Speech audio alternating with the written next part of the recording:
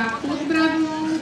Po trojke sa pripravia ženy Štefanov, ako štvrtý sa nám predstavia muži Sobotište, ako piatý muži Petrová Ves, šiesté Sobotište.